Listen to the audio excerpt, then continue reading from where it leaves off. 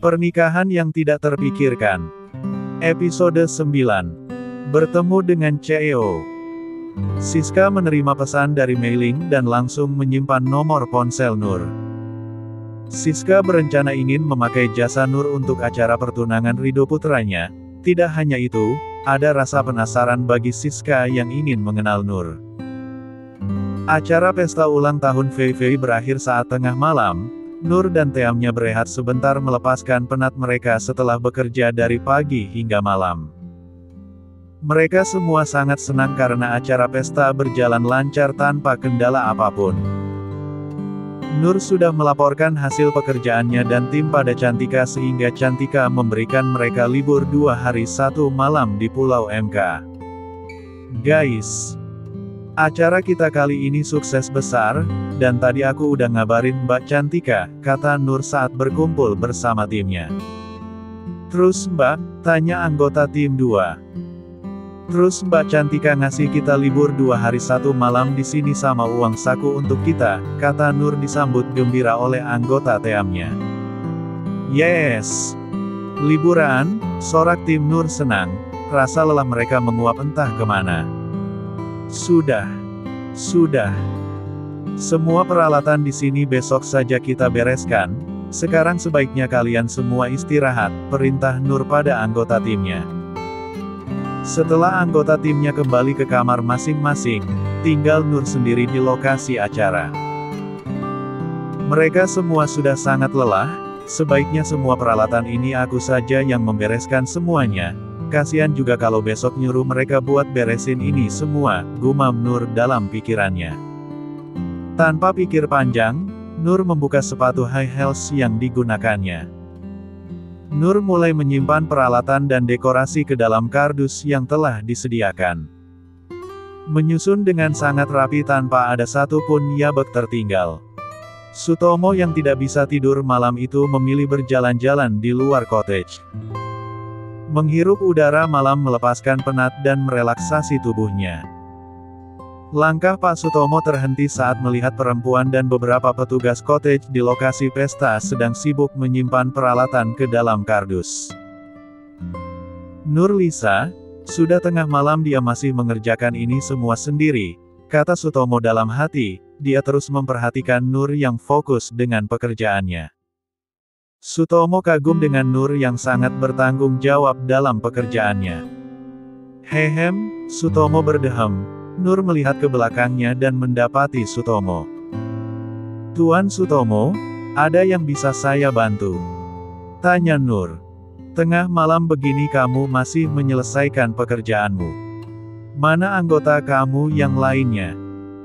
Tanya Sutomo yang melihat ke sekeliling tak menjumpai siapapun kecuali Nur dan beberapa petugas cottage. Semuanya sudah beristirahat, mereka sudah sangat terlalu lelah kasihan jika mereka disuruh bekerja saat ini. Lagi pula ini semua juga tanggung jawab saya, kata Nur. Apa kamu tidak lelah? Tanya Sutomo melihat wajah Nur yang tampak lelah. Tidak apa-apa Tuan. Sebagai ketua tim saya harus bertanggung jawab dengan pekerjaan saya. Tuan Sutomo, tidak beristirahat? Tanya Nur yang sejenak menghentikan pekerjaannya. Sebenarnya tadi aku sudah beristirahat, sedikit merasa bosan aku berjalan-jalan sekitar cottage, kata Sutomo. Baiklah aku tidak akan mengganggumu, silakan kamu teruskan saja pekerjaanmu, Sutomo melanjutkan kembali jalan-jalannya. Nur kembali melanjutkan pekerjaannya yang hampir selesai. Umur dia sepertinya tidak jauh berbeda dari Reni. Di usianya ini dia bisa mengerjakan pekerjaan yang membutuhkan kerja keras dan ego yang tinggi. Tapi gadis ini berbeda daripada anak gadis kebanyakan, tidak hanya pekerja keras, dia juga bertanggung jawab dan leader yang baik bagi teamnya. Pantas saja Nyonya Mei-ling begitu memuji-mujinya. Pearl Star tentunya tidak akan memperkerjakan sembarangan orang. Pasti ada kesalahpahaman di sini, kata Sutomo dalam hati teringat saat Bima putranya mengatakan hal buruk tentang Pearl Star. Setelah membereskan peralatan pesta, Nur kembali ke kamarnya untuk mengistirahatkan tubuhnya yang terasa sangat lelah. Sebelum masuk ke dunia mimpi, Nur selalu mengirim pesan menanyakan kabar ibu dan adiknya melalui WhatsApp. Tidak lupa Nur juga menanyakan apakah sudah ada ginjal yang cocok untuk ibu pada adiknya Ivan. Nur menghela nafas membaca pesan dari adiknya mengatakan kalau belum ada ginjal yang cocok dengan ibunya. Setelah puas mengirim pesan pada ibu dan adiknya, mata Nur sudah tidak dapat lagi menahan rasa kantuknya. Dia tertidur dengan nyenyaknya. Setelah liburan 2 hari di Pulau MK, Nur dan Teamnya kembali ke kota J. Nur sangat puas dengan kinerja mereka yang dapat apresiasi baik dari Mei Ling dan Tuan Xuan. Pagi hari di kota J, Siska menyiapkan sarapan di meja makan. Bima turun ke ruang makan untuk sarapan bersama keluarganya sebelum berangkat bekerja. Pagi Oma, Mom, sapa Bima mengecup pipi keriput omanya, lalu mengecup pipi Siska yang menuangkan jus untuknya. Di meja makan Oma Ayu, Sutomo, Siska, Rido dan Bima sarapan dengan tenang. Mom, Reni udah telepon dan ngasih kabar kalau dia udah sampai dengan selamat, kata Rido memberitahu ibunya. Reni sudah kembali ke negaraku untuk memulai perkuliahannya yang sudah memasuki tahun terakhir saat Sutomo dan Siska masih di Pulau MK. Herdi baru datang menunggu Bima di ruang tamu, seorang maid menghidangkan minuman untuk Herdi. Mata Herdi fokus menatap tablet mengatur pertemuan rapat dan pekerjaan Bima. Rido, apakah kamu sudah membicarakan tentang pertunanganmu dengan Amanda? Tanya Oma Ayu. Sudah Oma, Amanda sudah menghubungi orang tuanya di PS. Insya Allah lusa besok orang tua Amanda akan datang berkunjung ke sini untuk membicarakan soal pertunangan kami, kata Rido. Mom akan mempersiapkan jamuan untuk mereka, kata Siska menuangkan air putih untuk suaminya. Bima, bagaimana persiapan pesta ulang tahun perusahaan? Tanya Sutomo sambil memakan sarapannya. Semuanya udah diurus Herdi Dat, melihat jam di tangan kirinya, Bima berdiri dari duduknya kalau begitu dan berangkat dulu Mom, Dat, Oma, Bima menyudahi sarapannya dan pamit pada Oma Ayu dan orang tuanya. Kenapa terburu-buru sayang, sarapanmu sam sekali belum habis. Kata Ibu Siska melihat piring Bima masih tersisa makanan. Ada pekerjaan pagi ini harus Bima selesaikan. Bima melangkah keluar dari mansion diikuti oleh Herdi. Mereka menaiki mobil Bima menuju perusahaan Arebeon Corp. Herdi, kamu udah dapat EO yang akan mengatur pesta ulang tahun perusahaan? Tanya Bima, mata elangnya fokus menatap layar laptop di pangkuannya. Sudah Tuan, tapi... Mata elang Bima beralih menatap ke arah Herdi yang duduk di samping kemudi. Tapi EO yang paling berkompeten dan terbaik hanya Pearl Star. Banyak EO mundur dan menolak karena tenggat waktu yang terlalu sempit Tuan. Bima diam menatap tajam ke arah Herdi yang merasakan aura dingin dan mencekam di belakangnya. Kantor Pearl Star, Nur memasuki ruang kerjanya. Maya tampak sibuk dan fokus dengan pekerjaannya. Duh, sibuk bener. Sampai gue dateng gak digubris sama sekali, sapa Nur pada Maya. OMG. Nur. Akika kangen ama lu. Kok lama bener lu di MK, untung lu balik. Keadaan di sini sangat kacau say. Kacau? Kacau gimana? Ye tahu nggak gara tuh mak lampir, Arebeon Corp. Membatalkan makek jasa EO kita di last minute. Loh. Kok bisa? Kan udah. Maya langsung menceritakan kejadian yang terjadi selama Nur berada di Pulau MK. Ye tahu nggak gara-gara tuh mak lampir, Arebeon Corp. Membatalkan makek jasa EO kita di last minute. Loh. Kok bisa? Kan udah. Maya langsung menceritakan kejadian yang terjadi selama Nur berada di Pulau MK. Nur Lisa tidak pernah menyangka jika Sinta akan melakukan hal yang menjatuhkan nama Pearl Star.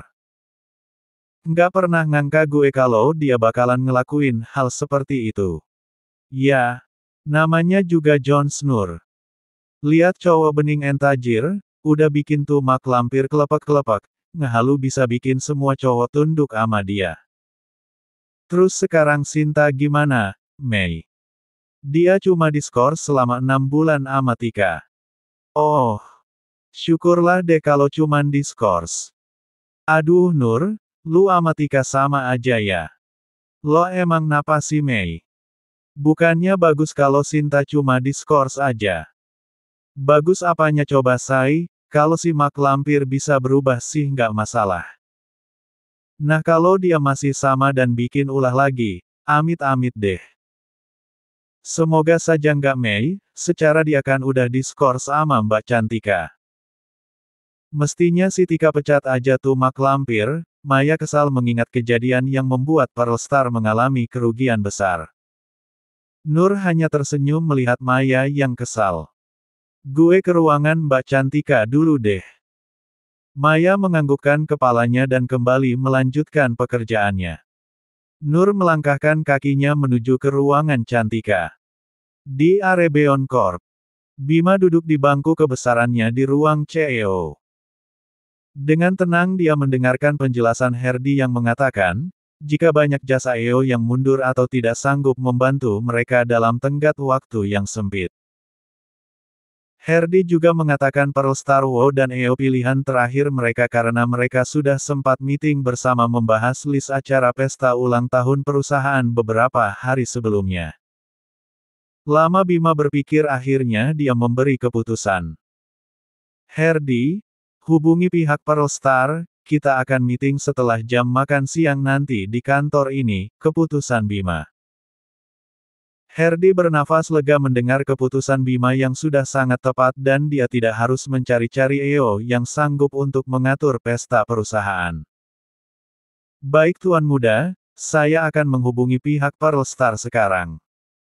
Di kantor Cantika, Nur duduk di sofa sebelah Cantika. Kenapa Mbak nggak ngabarin Nur jika ada masalah besar seperti sekarang? Tanya Nur sedih. Cantika tersenyum pada Nur, dia sangat mengenal Nur yang akan langsung kembali ke kantor saat terjadi masalah. Kalau Mbak ngabarin kamu, yang ada detik itu juga kamu pasti balik ke sini. Tentu aja Mbak, nggak mungkin dong kami seneng-seneng di sana saat kantor sedang ada masalah. Aku jadi merasa sangat bersalah. Nyantai aja kali Nur. Aku emang sengaja nggak ngasih tahu kamu, biar kamu dan yang lain bisa nyantai sebentar. Kasian juga anak-anak kalau mesti balik cepat ke sini. Iya juga sih Mbak. Tenang aja lagi Nur, rejeki itu udah ada ngatur. Nada dering BTS berbunyi dari smartphone Cantika. Mata Cantika menatap layar ponselnya tertulis nama Herdi Arebeon Corp. Nur menatap Cantika yang masih menatap layar ponselnya. Kenapa Mbak? Kok nggak diangkat? Nur menyadarkan Cantika pada smartphone-nya yang terus-menerus berdering. Halo, selamat pagi Tuan Herdi. Siang ini di Arebeon Corp, baik kami pasti akan datang. Jangan khawatir Tuan, kali ini kami jamin tidak akan ada kesalahan lagi. Baiklah Tuan. Cantika menatap Nur, wajahnya tampak begitu senang setelah menerima telepon dari Herdi. Kenapa Mbak? Nur Lisa. Aku seneng banget.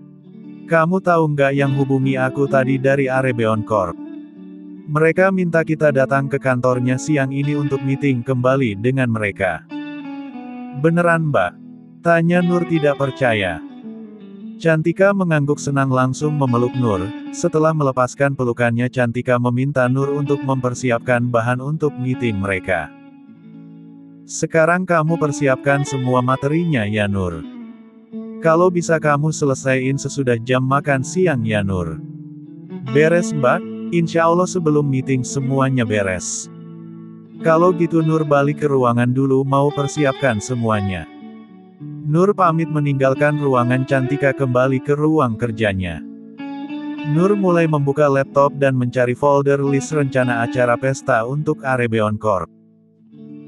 Sudah menjadi kebiasaan Nur, selalu menyiapkan beberapa rancangan acara cadangan untuk menjadi pilihan kliennya. Dengan teliti, Nur memeriksa rancangan acara yang dibuatnya agar tidak ada kesalahan nantinya. Dia juga menyiapkan rancangan acara cadangan jika sewaktu-waktu klien kurang menyukai list acara yang sudah dibuatnya. "Sibuk apa sih, Say?" tanya Maya melihat Nur fokus ke laptopnya. "Loh, ini kan rencana acara pesta ulang tahun perusahaan Arebeon Corp." Mata Maya menatap ke arah laptop Nur. "Iya Mei, ini list rencana acara pestanya. Tadi sewaktu gue di kantornya Mbak Cantika, pihak Arebeon Corp, telepon minta kita buat meeting entar di kantornya." Tunggu dulu. Bukannya Arebeon udah batalin make jasa kita? Kok mendadak hubungi kita sekarang? Nggak tahu juga gue. Mungkin mereka dapat hidayah buat make jasa kita. Maya dan Nur tertawa dengan lelucon receh mereka. "Udah ah, kalau ngerumpi ama lu nggak kelar kerjaan gue. Bisa-bisa entar pas meeting gue malu-maluin Mbak Cantika." "Iya deh, Akika nggak akan ganggu." Maya keluar menuju pantry untuk membuat kopi untuknya dan Nur. Nur melanjutkan pekerjaannya, memeriksa semuanya secara detail agar klien merasa senang. Jam sudah menunjukkan waktu makan siang. "Say, kita makan siang yuk. Akika udah lapar nih." "Gue nitip aja ya Mei, soalnya kerjaan gue dikit lagi bakalan kelar." "Lu kan mas-mas yang baik hati, rajin menabung dan paling tampan," canda Nur. No. Dilarat? Salah, maksud Akika diralat. Bukan mas-mas tapi ma. Dam yang paling cantik and aduhai." Maya berpose aduhai di depan Nur. "Iya deh madam gue yang aduhai, nitip gue ye makan siang cukup lu beliin gue mie cup ama milkshake coklat aja." No. Pokoknya iu mesti ikut Akika makan siang sekarang. Akika mesti mastiin lu makan makanan yang bergizi. Lu nggak lihat badan lu udah kayak papan cucian, malah makan makanan yang nggak ada gizinya. Udah ayo entar lu telat pergi meetingnya." Nur pasrah saat Maya menggeret mengajaknya makan siang. Setelah selesai makan siang, Nur dan Maya kembali ke kantor. Nur kembali melanjutkan pekerjaannya yang tertunda. Cantika terlihat rapi datang menghampiri Nur di ruang kerjanya. "Nur, gimana? Udah kelar belum?" tanya Cantika. "Udah Mbak, semua udah beres." Nur memasukkan laptopnya ke dalam tas ranselnya. Entar. Saya copot tuh ikatan rambut lu," perintah Maya. "Lo emang napa?" Nur dan Cantika bingung. "Lu nggak lihat rambut lu udah pada kusut, sini rapiin dulu. Entar yang ada meeting kali ini gatot lagi karena tampilan lu yang berantakan." Maya membantu melepaskan ikatan rambut Nur. "Iya deh Mak," kata Nur pasrah saat Maya mulai menyisiri rambut panjang bergelombang. "Lu nggak lihat rambut lu udah pada kusut, sini rapiin dulu. Entar yang ada meeting kali ini gatot lagi karena tampilan lu yang berantakan." Maya membantu melepaskan ikatan rambut Nur. "Iya deh Mak," kata Nur pasrah saat Maya mulai menyisiri rambut panjang bergelombang miliknya. "Nur, Mbak tunggu kamu di mobil ya," kata Cantika lebih dulu ke mobil miliknya. "Oke Mbak, entar aku langsung nyusul Mbak," kata Nur menjadi eksperimen Maya. Setelah dirasa cukup Nur segera menuju mobil Cantika. Semua karyawan pria serta klien terpana dengan kecantikan Nur. "Sorry Mbak lama." Nur duduk di kursi samping pengemudi. Cantika menatap Nur dari ujung rambut hingga kakinya. Nur memakai kemeja putih ditutupi dengan blazer hitam yang senada dengan skinny pants. Maya sengaja membiarkan rambut Nur terurai untuk menambah kecantikan alami Nur. "Kenapa Mbak? Aneh ya? Ini gara-gara Maya, dandanin aku kayak ondel-ondel." "Enggak kok Rin, kamu cantik banget malahan." Dengan begini citra kantor kita nggak akan jelek lagi. Semoga ya Mbak. Cantika menghidupkan mobil dan menjalankannya menuju perusahaan Arebeon Corp. Dalam perjalanan menuju perusahaan Arebeon Corp, Cantika memberitahu pemilik Arebeon Corp adalah keluarga Arsenal dan Bima Arsenal CEO yang akan mereka temuin. Nur terkejut saat mendengar keluarga Arsenal yang akan memakai jasa EO mereka.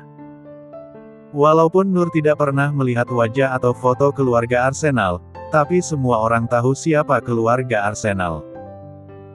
Keluarga yang berpengaruh di negara ini dan memiliki perusahaan besar di negara-negara maju. Sebuah berita baik bagi Pearlstar dapat mengatur acara pesta untuk keluarga Arsenal. Perusahaan Arebeon Corp. Herdi masuk ke ruangan Bima. Tuan muda memanggil saya. Iya Sel, tolong kamu turun ke bawah untuk menjemput Nona Cantika dari Pearlstar dan antar langsung ke ruanganku, perintah Bima sambil memeriksa dokumen untuk ditandatangani. Baik Tuan muda. Herdi segera melaksanakan perintah Bima, dia turun menggunakan lift menuju lantai bawah. Cantika dan Nur memasuki lobi perusahaan Arebeon Corp. Mata Nur menatap takjub pada lobi perusahaan yang besar dengan interior yang bagus dan mewah. Cantika menghampiri meja resepsionis di lobi perusahaan itu. Permisi Mbak. Sapa ramah Cantika pada salah satu resepsionis. Ada yang bisa saya bantu Nona? Saya Cantika dari Pearlstar, ingin bertemu dengan Tuan Muda Bima. Nur berdiri di belakang Cantika dengan menenteng tas laptop di tangannya. Saat itu karyawan Arebeon baru kembali dari makan siang, banyak karyawan pria menatap ke arah Cantika dan Nur. Beberapa dari mereka ada yang tanpa sengaja menabrak temannya hingga terjatuh. Wah, cantik bener tuh cewek. Apa dia mau ngelamar kerja di sini? Siapa tuh cewek? Tambah lagi saingan di kantor ini. Karyawan Arebeon Corp, terutama kaum pria mulai berbisik-bisik membicarakan dua perempuan yang berdiri di meja resepsionis. Begitu pula karyawati perusahaan Arebeon, sebagian mereka ada yang memandang sinis ke arah Nur dan Cantika. Tunggu sebentar ya Mbak, saya akan menanyakannya dulu, kata resepsionis yang akan menghubungi sekretaris Bima. Nona Cantika. Sapa Herdi menghampiri Cantika dan Nur. Nur terkejut saat melihat Herdi, begitupun Herdi. Loh kamu, kata Nur dan Herdi bersamaan. Anda dan Nur sudah saling kenal. Tanya Cantika pada Herdi, langsung Nur yang menjawab. Enggak Mbak, cuma pernah ketemu aja, elak Nur. Herdi hanya menatap Nur. Cowok ini yang waktu itu gue ketemu di jalan. Gumam Nur dalam hati. Oh ya Tuan Herdi, perkenalkan ini Nur event manager yang akan mengatur acara pesta Arebeon Corp. Nur, beliau ini asisten pribadinya Tuan Bima CEO perusahaan Arebeon Corp. Cantika memperkenalkan Herdi pada Nur. Wajah Nur tampak sangat terkejut ketika Cantika memberitahu jabatan Herdi di Arebeon Corp. Mati gue. Kenapa mesti ketemu ama nih cowok? Tapi bentar. Kalau cowok nih di sini. Jangan bilang kalau cowok itu. Semoga saja tidak. Gumam Nur yang semakin cemas. Mari Nona, saya akan mengantar Anda ke atas, ajak Herdi menuju lift CEO menuju ruang kerja Bima. Langkah Nur terasa sangat berat, dalam hati dia berdoa berharap CEO Arebeon Corp bukanlah pria yang sudah mencari masalah dengannya. Herdi menekan tombol lift untuk menuju lantai atas. Ting! Pintu lift terbuka, Herdi dan Cantika sudah berada dalam lift. Nur masih mematung di luar lift. Anda tidak apa-apa Nona, Herdi menangkap kecemasan di raut wajah Nur. Nggak apa-apa, senyum paksa Nur bergegas masuk ke dalam lift dan berdiri di samping Cantika. Herdi menahan senyum melihat tingkah aneh Nur. Cantika merasakan tingkah laku Nur yang sangat berbeda. Nur, kamu beneran nggak apa-apa? Tanya Cantika. Nur hanya tersenyum menyembunyikan rasa cemas. Dalam hati dia terus berdoa dan berharap CEO itu bukan pria yang sangat dibencinya. Sepertinya hari ini akan ada yang jadi korban. Gumam Herdi sambil melihat Nur yang gugup. Pintu lift terbuka, Herdi terlebih dahulu keluar diikuti Cantika dan Nur. Sekretaris Bima menatap ke arah dua orang perempuan yang tampil dengan elegan mengikuti Herdi. Ya Allah. Please. Gue mohon jangan sampai cowok itu CEO-nya. Please. Please. Doa Nur dalam hati berjalan di belakang Cantika. Tok, tok, tok. Herdi mengetuk pintu meminta izin masuk ke ruangan Bima. Masuk, terdengar suara dari dalam ruangan CEO. Jantung Nur berdegup kencang bukan karena bahagia, tapi takut jika dia bertemu dengan pria yang sudah mencari masalah dengannya. Nur takut jika pria itu akan membuat masalah dan kembali membatalkan untuk memakai jasa EO Pearlstar. Herdi membuka pintu dan mempersilahkan Cantika dan Nur untuk masuk ke dalam ruangan Bima. Bima masih fokus dengan dokumen di mejanya. Tuan muda Nona Cantika sudah datang, kata Herdi. Bima melihat ke arah Herdi dan Cantika, dia bangkit dari tempat duduknya, melangkah menghampiri Cantika. Terima kasih Tuan Muda Bima mau memberi kami kesempatan. Saya meminta maaf atas kejadian yang membuat Anda tidak nyaman. Cantika mengulurkan tangan untuk menjabat tangan Bima meminta maaf. Saya juga berharap kali ini tidak ada kesalahan lagi. Bima menjabat tangan Cantika. Mata indah Nur membelalak sempurna melihat pria yang sangat tidak ingin dia temui. Oh my god. Kenapa gue? Sial banget ya. Berharap nggak mau ketemu ama nih cowok rese malah ketemu. Gumam Nur dalam hati. Mata Bima menatap ke arah Nur yang berdiri di samping Cantika. Nur memasang wajah kesal dan tidak suka. Akhirnya kita bertemu juga. Gumam Bima dalam hati. Tuan Muda Bima, perkenalkan dia Nur Lisa. Event manager yang akan mengatur pesta. Cantika memperkenalkan Nur pada Bima. Cantik sekali. Kata itu tiba-tiba muncul dalam benak Bima saat melihat Nur yang tampil cantik dan modis. Ternyata dia lebih cantik dibandingkan dengan foto miliknya. Gumam Bima dalam pikirannya. Bima merasa aneh pada dirinya, debaran jantung kini menghiasi jiwa Bima yang sudah lama tak merasakan debaran semenjak dirinya telah dikhianati oleh kekasihnya dulu. Jantungku. Aku tidak pernah merasakan debaran ini lagi semenjak wanita itu mengkhianatiku. Tapi debaran jantung yang kurasakan apakah semua karena gadis ini? Gumam Bima dalam hatinya. Bima berusaha mengontrol dirinya dan debaran di jiwanya.